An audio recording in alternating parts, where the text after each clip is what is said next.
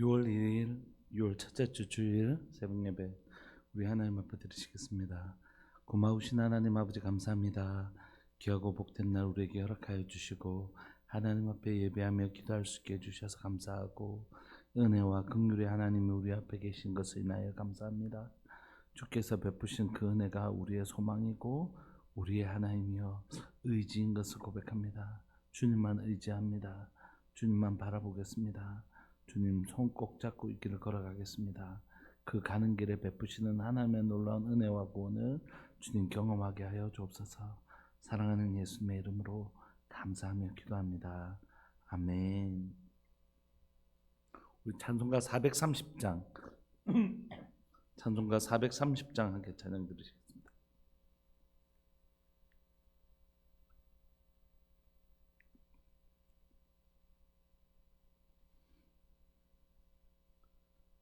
찬송가 430장. 주와 같이 길 가는 것 즐거운 일 아닌가.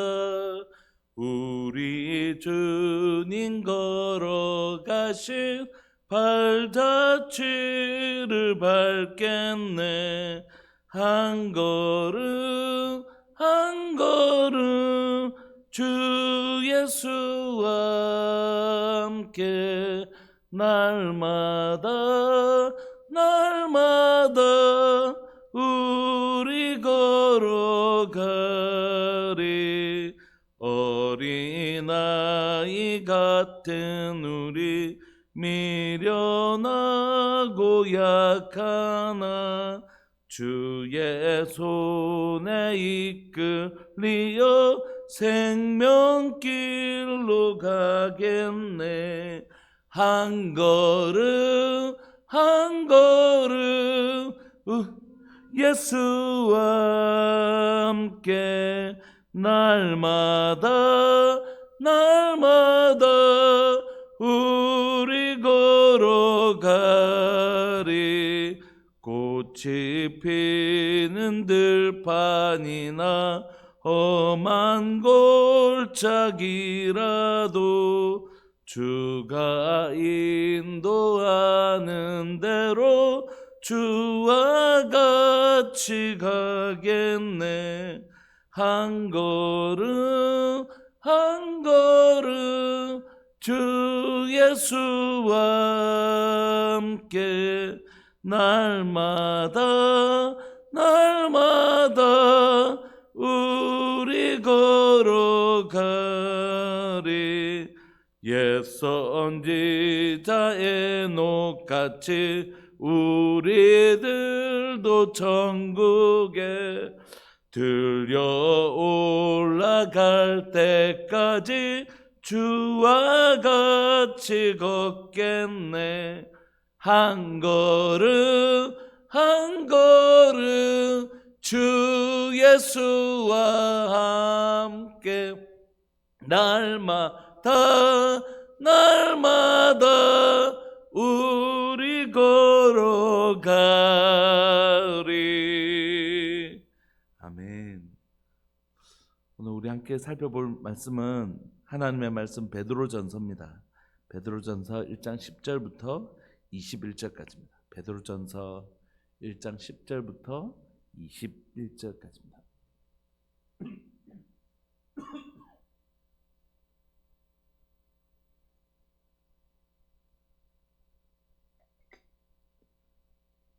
한 목소리로 합독하실까요? 10절부터 21절까지.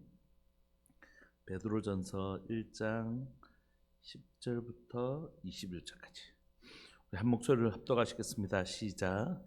이 구원에 대하여는 너에게 임할 은혜를 예언하던 선지자들이 연구하고 부지런히 살펴서 자기 속에 계신 그리스도의 영이 그 받으실 고난과 후에 받으실 영광을 미리 증언하여 누구를 또는 어떠한 때를 지시하시는지는 상고하니라.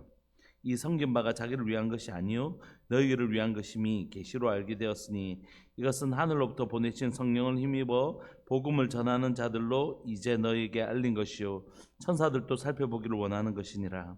그러므로 너희 마음의 허리를 동이고 근신하여 예수 그리스도께서 나타나실 때에 너희에게 가져다 주실 은혜를 온전히 바랄지어다. 너희가 순종하는 자식처럼 전에 알지 못한 때에 따르던 너희 사욕을 본받지 말고 오직 너희를 부르신 거룩한처럼 너희도 모든 행실에 거룩한 자가 되라. 기록되었을 때 내가 거룩하니 너희도 거룩할지어다 하셨느니라. 외모로 보시지 않고 각 사람의 행위대로 심판하시는 이를 너희가 아버지라 부른즉 너희가 나그네로 있을 때를 두려움으로 지내라. 너희가 알거니와 너희 조상이 물려진 헛된 행실에서 대속함을 받은 것은 은이나 금같이 없어질 것으로 된 것이 아니요 오직 흠없고 점없는 어린 양 같은 그리스도의 보배로운 피로 된 것이니라. 그는 창세 전부터 미리 알린 바 되신이나 이 말세에 너희를 위하여 나타내신 바 되었으니 너희는 그를 죽은 자 가운데서 살리시고 영광을 주신 하나님을 그리스도로 말미암아 믿는 자니 너희 믿음과 소망이 하나님께 있게 하셨느니라. 아멘. 우리가 읽었던 오늘 본문은 베드로 전서인데 우리가 수요 예배 때 개관들을 쭉 했지만 사실 딱 또 잘 기억이 안 날 수 있잖아요. 베드로 전서는 베드로가 썼습니다. 언제 썼냐면 베드로가 로마에 있을 때 썼는데 아마 AD 64년에서 68년 경우에 쓴 것 같습니다. 그렇게 추정하는 이유는 오늘 본문에 이미 이 자기가 살고 있는 로마에 바벨론이라고 부르지만 바벨론 로마를 가리키거든요. 바벨론 이미 멸망하고 없잖아요. 이 로마에 있는 자신에게 큰 박해가 찾아왔다는 것입니다. 로마에서 큰 박해는 AD 64년에 로마 대화재 사건을 의미하거든요. 그러면서 이 그리스도인에게 찾아온 이 대박해를 경험하면서 베드로는 직감한 거예요. 이게 로마에서만 끝나지 않겠구나. 로마라는 이 도시에만 한정되지 않고 로마가 다스리는 다른 지역에도 이 핍박이 예수님을 믿는 사람들을 향한 핍박이 확산되겠구나. 이걸 직감한 것이에요. 그래서 소아시아 지역, 오늘 베드로 입장 보면 소아시아 지역과 갑바도기아 이런 지금의 터키에 해당되는 이쪽에 있는 하나님의 백성들에게 곧 핍박이 올 것 같다. 곧 핍박이 있을 것 같은데 너희들 이 핍박을 준비해야 된다. 곧 다가올, 자신에게는 이미 찾아왔지만 곧 다가올 그들에게 이 핍박에 대하여 어떻게 믿음으로 견뎌내야 될지를 서신을 통하여 준비시키는 것입니다. 그러면서 자신은 이제 베드로 전서와 베드로 후서를 통해서 쓰고 마지막 생을 마감하거든요. 그러니까 우리가 베드로 전서를 살펴볼 때 이게 로마 대박해를 배경으로 하고 쓰고 있고 곧 임박할 그들에게도 소아시아 지역에도 있을 갑바도기아를 포함해서 그 지역에도 있을 박해에 대비하기 위해서 그들에게 신앙을 준비시키는 노사도의 서신이구나, 그렇게 이해하시면 좋을 것 같습니다. 베드로는 이 서신을 쓰면서 중요한 한 단어를 우리에게 얘기하는데 그건 산소망이라는 단어입니다. 그럼 소망이란 건 뭡니까? 기대하는 것이죠. 그렇게 될 거야. 근데 여러분, 우리가 기대대로 다 되나요? 그렇지 않죠. 근데 소망을 가지고 있었는데 정말 될 거라고 소망을 가지고 있었는데 그 소망대로 이루어지지 않으면 낙심하기도 하고, 니 그렇게 뭐 될 거라고 하더니 결국 안 되네, 이렇게 하면서 우리의 소망이 무너지면 수치도 당하게 되죠. 근데 성경은 우리에겐 산 소망이 있다, 이렇게. 산 소망은 뭐냐면 예수님 십자가에 우리를 위하여 죽으시고 부활하신 부활을 의미하는 것입니다. 그러므로 우리가 이 박해를 겪으면서도 견딜 수 있고 이 힘든 일들을 통해서 견딜 수 있는 것, 마침내 우리에게 뭐가 있냐면 죽음도 이기신 산소망 대신 부활하신, 죽음도 이기신 우리 주 예수 그리스도의 산소망 부활이 우리에게 있다는 것이. 그래서 고난을 겪고 있는 이 고난을 겪게 될, 또 자신이 고난을 겪고 있고 또 고난을 겪게 될 이 성도들에게 우리의 소망은 뭐라고요? 그들이 설사 우리의 목숨을 빼앗는다 할지라도 우리에겐 산소망, 부활의 소망이 있다. 하물며 여러분, 우리가 살아가는 동안 우리에게 어려운 일들이 있잖아요. 어려운 일들이 있을 때 우리에게 산소망이 있는 건 뭐냐면 내게 은과 금은 내게 없지만 내게 있는 예수 그리스도의 이름의 권세와 능력이 있는 거죠. 우리 주님이 오늘 또 살아계셔서 역사하시는 분이시고, 우리를 지금 십자가에 죽으셔서 예수님이 죽으신 것으로 끝난 게 아니라 사망을 깨뜨리시고 부활하신 주님이 오늘 또 세상 끝날까지 우리와 함께 계시는 거죠. 그분이 우리의 소망 되시는 것입니다. 그리고 우리의 소망은 예수님이 우리가 누군가를 기대하는데 그 사람이 지금 존재하지 않으면 우리의 소망은 죽은 것이겠지만 예수님 죽으시고 부활하신 우리 주님을 붙들고 나가는 소망은 산 소망이라고 이 성도들에게 지금 얘기하고 있는 것입니다. 그러면서 이제 10절에 너희가 이미 받았고 또 완성될 구원. 여러분 우리의 구원은 뭐라고요? 예수님을 믿는 순간 우리는 구원받은 사람이지 않습니까? 근데 우리의 구원의 완성은 언제 이루어집니까? 예수님이 재림하실 때 또는 우리가 이 생을 마감할 때 우리의 구원이 완성되죠.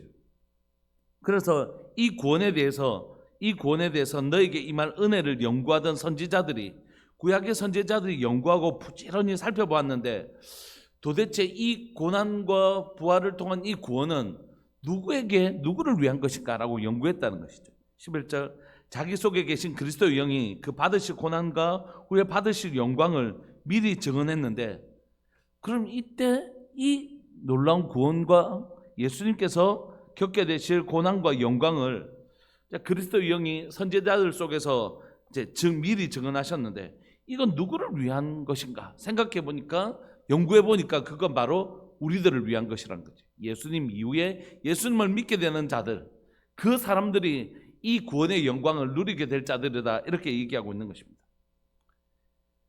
그래서 12절에 보시면 이 섬긴 바가 자기를 위한 것이 아니요 너희를 위한 것임이 계시로 알게 되었다는 것이죠. 그러니까 너희가 바로 예수님이 우리가 그 선지자들 쭉 연구했던 예수님 십자가에 죽으시고 부활하셔서 이 구원을 누리게 될 자들은 이 복음을 듣게 된 자들, 복음을 믿게 된 자들이 이 구원의 대상이 되더라. 바로 너희다. 지금 소아시아 교회 성도들에게 너희가 바로 구약 선지자들이 그렇게 탐구하고 알았던 그 놀라운 구원의 대상이 바로 너희다. 그리고 나서 이 구원을 얘기하는데 12절에 보시면 이 성긴 바가 자기를 위한 것이 아니요 너희를 위한 것임이 계시로 되었으니 이것은 하늘로부터 보내신 성령님이 하늘로부터 보내신 성령을 힘입어 복음을 전하는 자들이 이 사람들에게 전해준 이 복음이 바로 구약 선지자들이 연구했고 하나님의 성령을 힘입어 복음을 전해준 복음 전조자들을 통하여 너희들에게 전해진 이 복음으로 말미암아 너희가 구원을 받게 되었고 또 구원을 완성하게 될 것이고 그리고 이 모든 구원의 이 놀라운 은혜 구원의 혜택 수혜자가 바로 누구냐면 너희들이라는 것이에요. 그러면서 우리가 누리고 있는 그리고 너희가 누리고 있는 이 구원이 얼마나 대단한 것인가를 설명하는 것입니다. 구약의 선지자들이 연구했고 하나님이 보내신 성령을 힘입어서 이 복음을 전한 복음 전조자들에 의해서 받았던 이 놀라운 구원이 바로 이 구원, 이 놀라운 구원의 수혜자는 바로 너희들이라는 거예요. 너희들이 그 복음 듣고 지금 이 구원을 받은 것이 아니냐는 거지. 그런데 예수님을 믿을 때 우리가 구원을 받지만 우리의 구원은 언제 완성된다고요? 예수님 재림하실 때 우리의 생이 마감할 때요. 이 복음들은 12절에 보시면 천사들도 살펴보기를 원하는 그런 것이었다는 것이에요.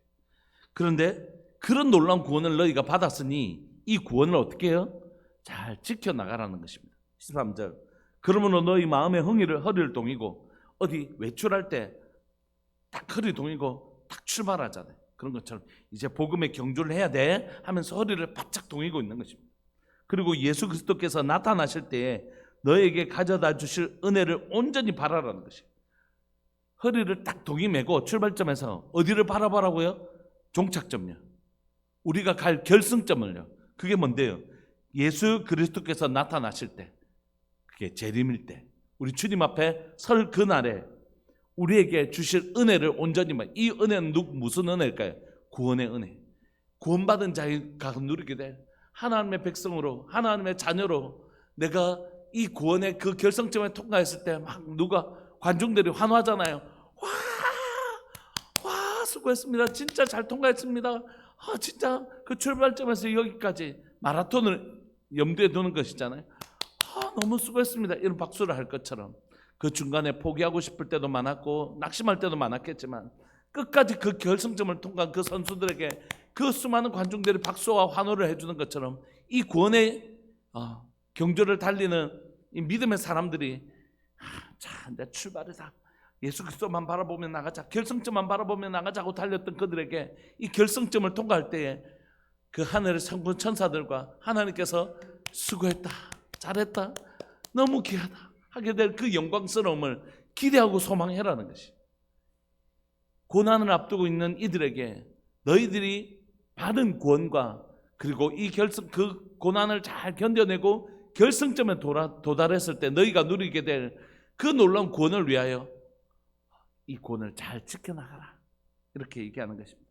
그래서 여러분, 구체적으로 14절, 너희가 순종하는 자식처럼 전에 알지 못할 때에 따르던 너희 사역을 본받지 말고 오직 너희를 부르신 거룩한 이처럼 너희도 모든 행실에 거룩한 자가 되라.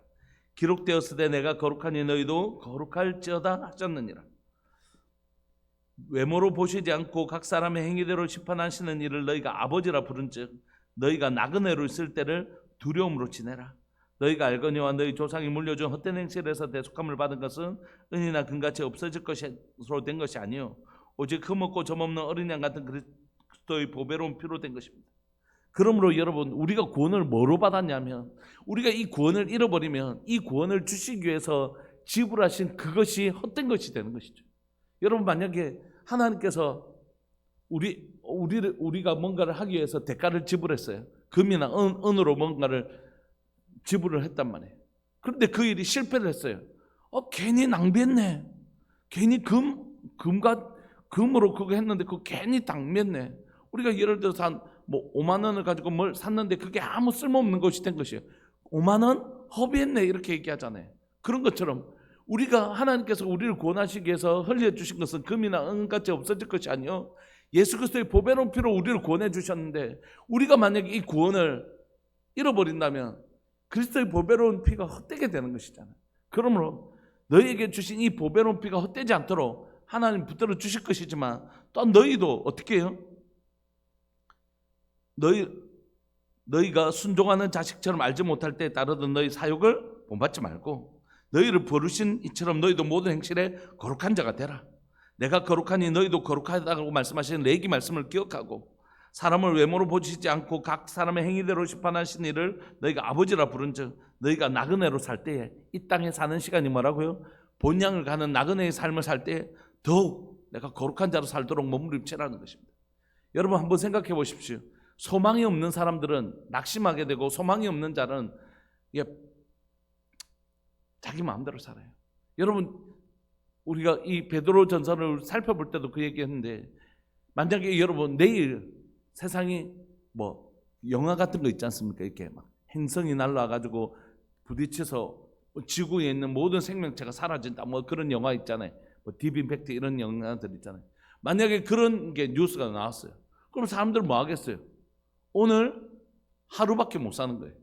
소망이 없는 사람들은 하나님 앞에 설 거라고 생각하지 못한 사람은 오늘 하루에 내가 할 수 있는 최고의 즐거움이나 최고의 쾌락을 누리며 살려고 하겠죠. 하루밖에 없는데 내가 뭐 하려고 공부해? 하루밖에 없는데 내가 직장에 왜 가? 그냥 내가 하고 싶은 대로 하면서 살 거야. 내일 죽으면 끝인데. 이런 사람들은 죽으면 끝이라고 생각한 사람은 오늘을 방탕하게 산다고.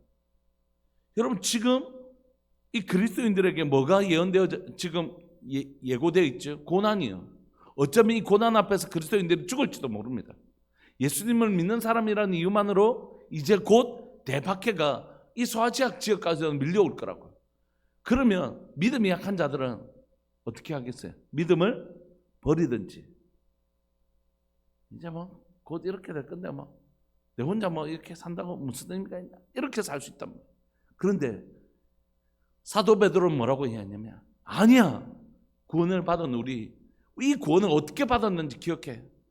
우리가 썩어지고 없어질 그 은금이나 이런 걸로 구원받은 게 아니잖아.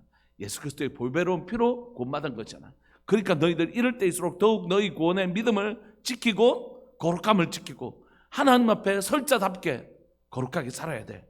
그렇게 얘기하고 있는 것입니다. 그러면서 20절, 그는 창세 전부터 미리 알린 바 되니 그는 창세 전부터 미리 알린 바 되시니나 이 말세에 너희를 위하여 나타내신 바 되었으니, 예수님 어떤 분이시라고요? 창세 전부터 계신 분이죠.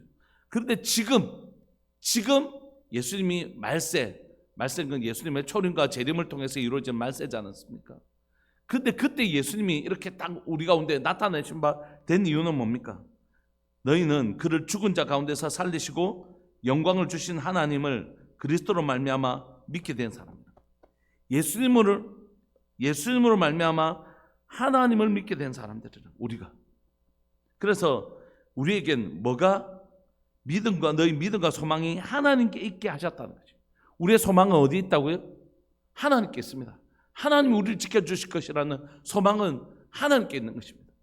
어떤 사람이 병이 걸렸는데 이 병을 고칠 수 있는 의사가, 진짜 의사가 그분밖에 없는, 선생님, 우리 아이 생명은 선생님께 달렸습니다, 이렇게 얘기하는 거죠.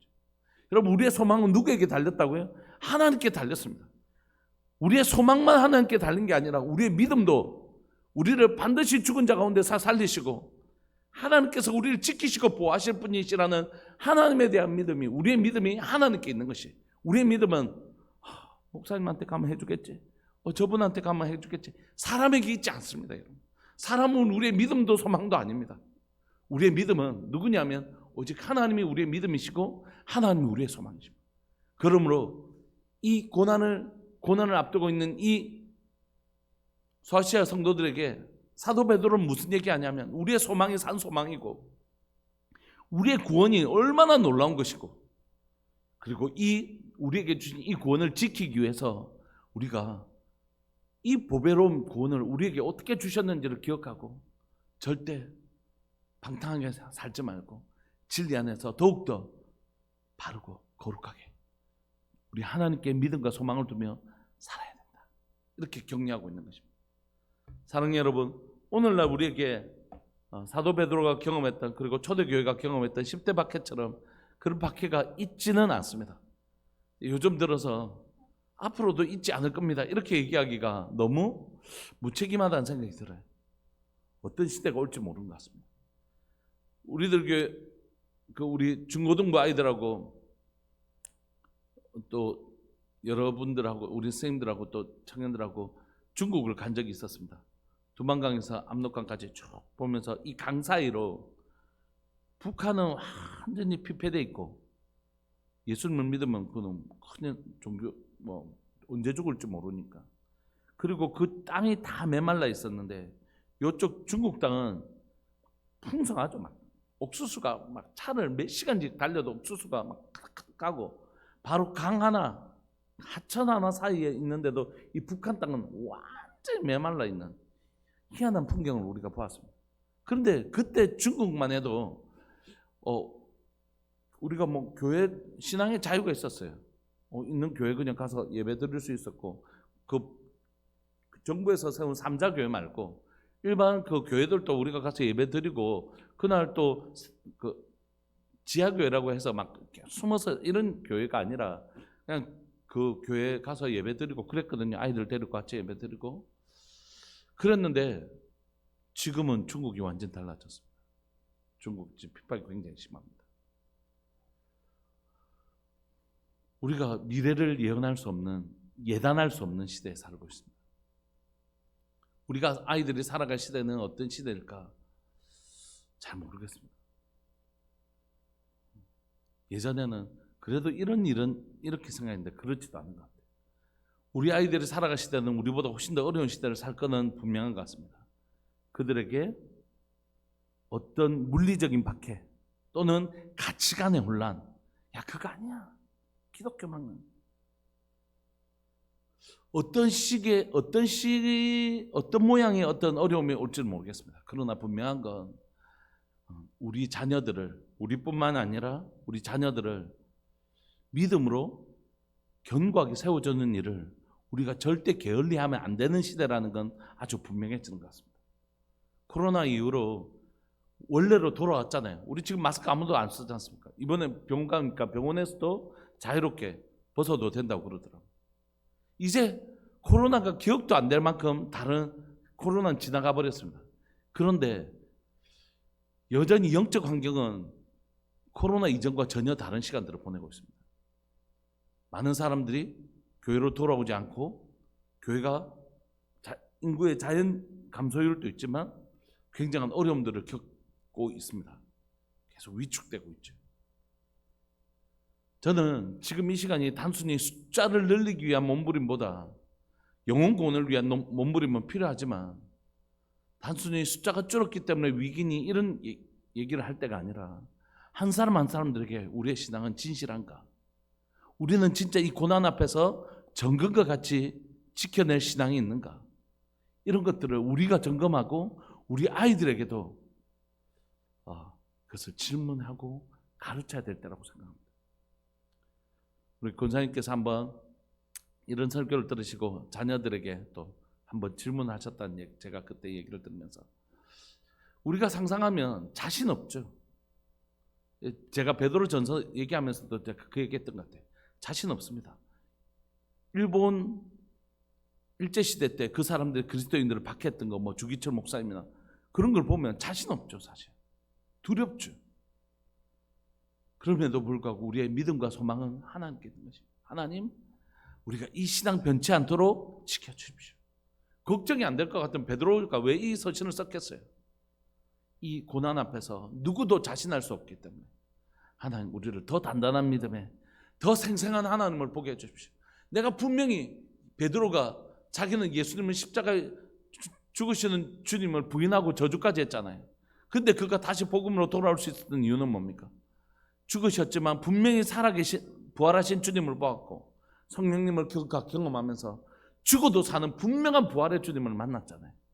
그러니까 베드로가 이 산소망이라는 얘기를 할 수 있는 거죠. 여러분, 우리가 이 시간들을 보내면서 더 말씀에 깊이 뿌리 내리는 교회 되기를 소망합니다. 뿐만 아니라 더 생생하게 하나님을 만나기를 소망합니다. 우리 가운데 일어나는 어렵고 힘든 문제들 가운데 이 문제들을 해결해 가시는 하나님을 더 생생하게 경험해야 돼요. 그래야지 위기 앞에서 우리의 믿음이 흔들리지 않는 것입니다. 말씀을 좀 마무리하고 싶습니다. 여러분, 우리 함께 기도합시다. 이 주일 새벽에 하나님, 이 우리를 흔들 수만 있다면, 예수님 말씀하셨잖아요. 말세에 흔들 수만 있다면 모든 것들을 흔들어 버리는 시대가 올 거라고. 여러분, 하나님, 이때 말씀에 뿌리 내린 신앙은 절대 흔들리지 않는다, 이렇게 얘기하시지 않습니까? 우리 하나님의 말씀을 깊이 신뢰하고 하나님이 오늘 또 우리 가운데 살아서 역사하신 것을 분명하게 경험해서 우리의 믿음이 어떤 환난 속에서도 흔들리지 않냐는 굳센 믿음 가진 교회 되기를 소망합니다. 두 번째는 우리의 자녀들이 그런 자녀들로 성장할 수 있도록, 자랄 수 있도록 우리가 기도하고 양육해야 될 것 같습니다. 이제 여름입니다. 여름 수련회를 앞두고 있는데 우리 교육부서에서 열심히 준비하고 있는데 이번에는 감사하게 수영로교에서 이런 집회들을 준비해서 우리가 함께 할 것 같습니다. 그런데 이때 우리 아이들 적극적으로 보내주셔야 돼요. 아이들에게 아이들 가기 싫어, 더운데 이럴 수 있잖아요. 그런데 우리 많은 사람들이 이 여름 수련회를 통하여 하나님을 경험했단 말이에요. 그리고 이 여름 수련회를 통해서 아이들이 이대로 그냥 하기 싫다고 내버려 둘 수 없잖아요. 이 아이들을 설득해서 우리 엄마도 기도할게, 너희들을 위해서 기도할게, 너희들 그곳에 가서 하나님을 만났으면 좋겠어, 이렇게 하면서 적극적으로 설득해서 우리가 그 아이들을 은혜의 장소에 보내야 됩니다. 은혜의 장소에 앉혀놔야 됩니다. 그래야지 승부가 나죠. 가기 싫다고 그래, 너 집에서 너 자, 그냥 이렇게 해갖고는 이 아이들에게 하나님을 만날 기회를 누릴 수 없게 되잖아요. 그래서 내가 이 자녀가 있든지 없든지 어떤 상황이든지 상관없이 우리가 다음 세대들을 위해서 기도했으면 좋겠습니다. 이 여름 시간에 하나님, 이 아이들이 이 믿음에 굳게 서는 역사 일어나게 하여 주옵소서. 우리 아이들이 믿음에 굳게 서는 역사 일어나게 해 주십시오. 우리 시간 통성으로 한번 기도하실까요? 사랑하는 교회 가운데 여러 가지 힘든 일도 있고 어려운 일도 있지만 이 시간들을 통하여 우리의 믿음이 더 선명해지게 하시고 더 분명해지게 해 주십시오. 믿음의 사람이 되게 해 주십시오. 우리가, 그리고 우리 자녀들을 이 믿음의 사람으로 세워내는 하나님 베드로전서를 묵상하면서 우리의 믿음이 어떤 상황 속에서도 어떤 비바람 속에서도 흔들리지 않냐는 뿌리 깊은 나무처럼 새겨진 믿음의 사람들, 믿음의 교회 다음 세대 될 수 있도록 은혜 내려 주옵소서. 우리 사랑하는 주님의 이름을 크게 부르시면서 이 여름날에 우리에게 허락하실 귀한 은혜들을 사모하시면서 우리 함께 기도하면서 나갑시다. 기도하시겠습니다. 주여, 살아계신 하나님 아버지, 역사하시는 하나님 감사합니다.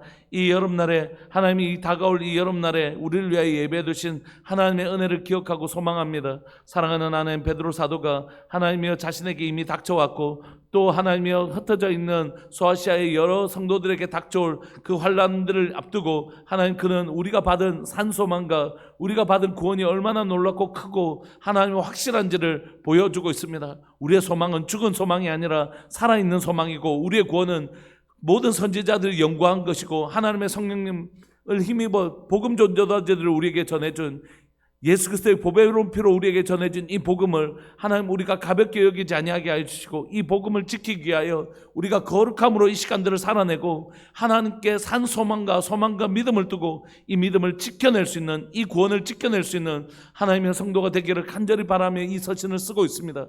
사랑하는 하나님, 이 아침에 우리가 이 서신을 묵상하고 또 읽고 묵상하면서 사랑하는 하나님, 우리들 교회가 하나님의 이 코로나 이후 시대를 살아가는 하나님의 우리 사랑하는 교회와 성도들이 하나님, 우리의 믿음을 더 굳건하게 하기를 소망합니다. 하나님, 조금 하나님, 코로나가 좀 와서 예배를 몇 번 드리지 못하고 주일날 오지 못한다고 해서 금방 우리가 하나님 모이는 것이 어려워졌다고 해서 이렇게 수많은 하나님의 사람들이 교회를 등지고 안 나가 성도들이 생기는, 가난한 성도들이 생겨버린 하나님, 이러한 사실들을 보면서 우리에게 만약에 이 베드로 전서와 같은 고난이 찾아오면 과연 몇 명이나 교회 안에 남아있을까 하는 하나님의 안타까움과 두려움이 있습니다. 사랑하는 하나님 아버지, 어떤 환경이 와도 끝끝내 흔들리지 않는 하나님, 그 믿음을 가진 교회가 되게 하여 주십시오. 혹시 우리가 예수님을, 하나님이여 부활의 주님을 만나기 전에 베드로처럼 주님, 나는 절대 주님을 떠나지 않을 것입니다. 그러나 사실 그는 하나님 예수님을 부인하고 저주까지 했던 그 베드로의 연약함이 우리에게 있을까 두려운 마음이 있습니다. 하나님, 우리에게 부활의 주님을 만나게 하여 주옵소서.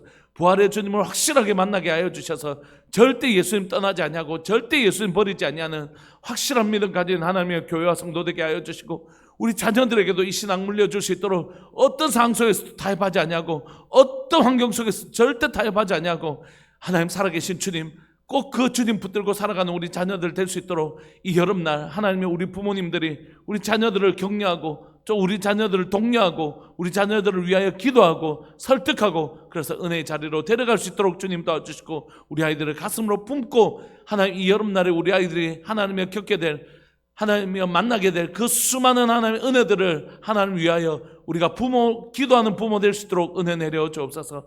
오늘도 귀하고 복된 주를 허락해 주셔서 감사합니다. 9시 예배, 11시 예배, 또 하나님이 있을 모든 하나님의 목장 모임, 청년부 예배, 하나님 또 목자 모임, 그리고 모든 시간들, 이후에 있을 모든 시간들의 주권을 주님 앞에 올려드립니다. 주님 영광 받아 주시고 주님 통치하여 주시고 다스려 주시고, 우리에게 우리가 믿는 주님이 누구신지 더 분명하게 알아가는 복된 줄 될 수 있도록, 선명하게 주님을 경험하고 만나는 복된 줄 될 수 있도록 은혜 내려 주옵소서. 감사합니다. 주님 영광 받아 주옵소서. 사랑하는 예수님의 이름으로 감사하며 기도합니다. 아멘. 축도하겠습니다. 지금은 우리 주 예수 그리스도의 은혜와 하나님 아버지의 사랑과 성령 하나님의 교통하심과 돌보심의 은혜가 이 어려운 시대를 살아가며 믿음을 더 선명하게 살아가기를 소망하는 우리들 교회 모든 믿음의 식구들을 위해 영원토록 함께 있을지어다. 아멘. 우리의 믿음을 위해서, 또 우리 자녀들을 위해 믿음을 위해서 우리가 기도하시다가 또 11시 예배 때 뵙겠습니다.